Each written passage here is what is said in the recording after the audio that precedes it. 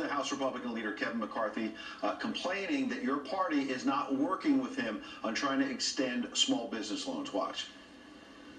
Nancy Pelosi is holding up approval of more money that would keep the small businesses afloat, keep their employees paid for, and paying their rent. But Pelosi says no, because every moment of the time she wants to play politics and try to change history, just as she tries to blame this president, President Trump, who took that action.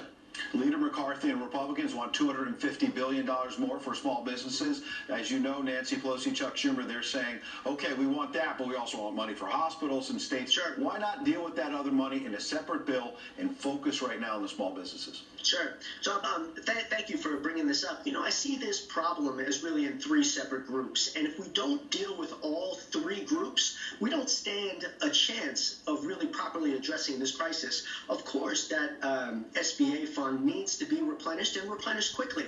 On the same hand, though, our hospitals are going through an enormous economic crisis of their own, one that we haven't discussed nearly enough. They had to turn off elective surgeries, the principal ways in which they generate revenue. We can't see our hospitals shut down, or else this virus will overtake society once again. And lastly, our state and local governments, especially in the hardest hit places like New York, their revenue, their tax revenue has declined substantially. They're not going to be able to pay cops and teachers and so many other folks. I see no reason why we can't deal with all three in the same hand. But here's the message that I would send my own leadership, and I say this as a Democrat. If for a second you think that this is an opportunity to insert some random tenets of the Green New Deal, some random things that support the Kennedy Center, or anything else that the far left calls for, that is not the time. I'll be the first. I hope you'll have me back on. I'll be the first to come back on and say, no, this is not the time to do this. This is wrong. You're putting lives on the line.